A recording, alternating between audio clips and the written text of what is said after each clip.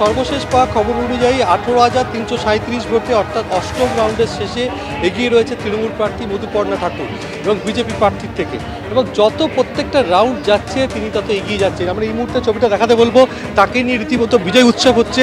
আমাদের সঙ্গে রয়েছে মধুপর্ণা, এই জয়কে কি বলবো?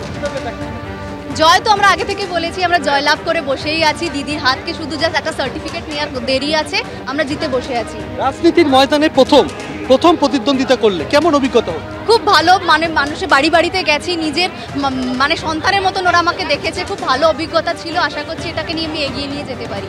ঠাকুরনগরের তোমাদের যেখানে বাড়ি সেখানে বড় মা বীণাপানি দেবীর ঘরে তালা দিয়ে দিয়েছিল সাংসদ তথা কেন্দ্রীয় প্রতিমন্ত্রী শান্তনু ঠাকুর, তোমার দাদা, তার বিরুদ্ধে আন্দোলন আনশন, এটা কি ভোটের ফলে প্রভাব? একদমই ওটা পলিটিক্যাল ম্যাটার, ওটা হচ্ছে ঘরের ম্যাটার ছিল।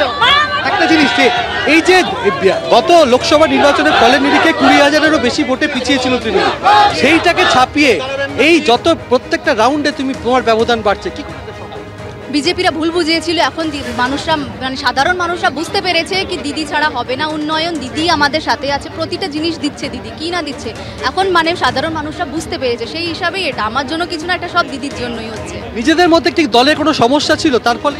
একদমই না, কেন থাকবে না, কেন থাকবে? তাহলে কি জয়লাভ করতে পারতাম? আজকে আমরা এত সিট মানে এগিয়ে আছি, এত লোক মানে ভোট আমাদের এগিয়ে আছে। যদি প্রবলেম হতো আমাদের ইসের মধ্যে তাহলে সিটটা এগোতো না। তো 2011 সালের পরেই প্রথম বাগদা পুনরুদ্ধার করলো তৃণমূল, কি বলবো? তৃণমূল আমি যতটুকু আমার হিসাবে জানি, যখন প্রথম দিনই আমি বাগদায় এসেছিলাম, প্রথম দিনই আমি মানুষের উৎসাহ দেখে আমি বুঝে গেছি কি এইবার সিট হচ্ছে দিদিরই হবে। বাগদার মানুষের কাছে কিভাবে পাশে থাকবে? বাগদা আমি বাড়ি বাড়িতে গেছি, প্রচুর মানুষের খুব কষ্ট, আমি মানে গরিব গরিব মানুষ আছে ওনাদের পাশে, মানে ব্রিজের প্রবলেম হচ্ছে, তো কোথাও লাইটের প্রবলেম হচ্ছে, আশা করছি কি ওনাদের পাশে দাঁড়িয়ে ঘরের মেয়ে হয়ে যেন ওনাদের কাজটা আমি করতে পারি। কিভাবে কাজ করবে? ব্রিজ যেমন বললাম তো, ব্রিজের খুব সমস্যা আছে, তারপর রাস্তার খুব সমস্যা, লাইটের খুব সমস্যা আছে, এগুলো আশা করছি পূর্ণ করতে পারি। এটা মতুয়া অধ্যুষিত এলাকা, মতুয়া পরিবারের সদস্য হিসেবে কি নির্বাচনে অ্যাডভান্টেজ পেল? সেটা আমি তো বলিনি কি আমাকে টিকিট দাও, সেটা পার্টি যেটা ভালো ভেবেছে সেই হিসাবে আমাকে দিয়েছে। এখন ভোট তো শুধু মতুয়ারা দেয়নি, সবাই দিয়েছে, বাগদা যত মানুষ আছে সবাই। বিশ্বজিৎ দাস প্রার্থী হিসেবে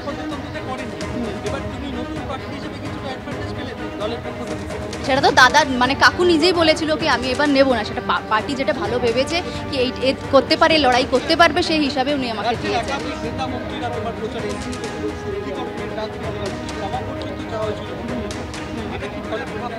করতেই পারে, সবাই স্ট্র্যাটেজি আলাদা থাকে, রাজনীতির উনার আলাদা, আমার আলাদা, বা অন্য কারোর আলাদাই থাকে, সেই হিসাবে নিজের নিজের স্ট্র্যাটেজি সবাই ইউজ। কিভাবে রাজনীতিতে নামলে কি আমার দাদু থেকেই রাজনীতি চলেই আসে, রাজনীতি বাবাই, আমার দাদু বাবাই মা সবাই আছে, সেই হিসাবে এগিয়ে তো যাবে।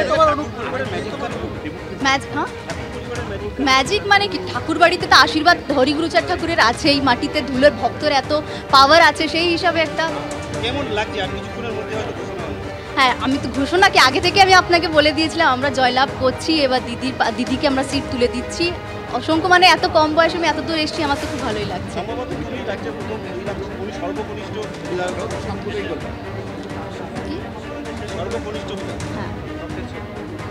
ভালোই লাগছে কি এত কম বয়সে, কথা হচ্ছে কনিষ্ঠ না, কথা হচ্ছে কতটুক মানুষের কাছে আমি যেতে পারি, ওদের পাশে দাঁড়াতে পারি, সেটাই হচ্ছে বড় কথা এত কম বয়সে।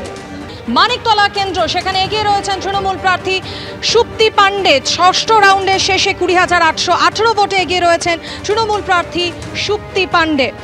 এর পাশাপাশি বাগদা কেন্দ্রের ছবি আপনাদের দেখাবো, যেখানে তৃণমূল প্রার্থী মধুপর্ণা ঠাকুর রাজনীতির ময়দানে প্রথমবার পা দিয়েছেন তিনি।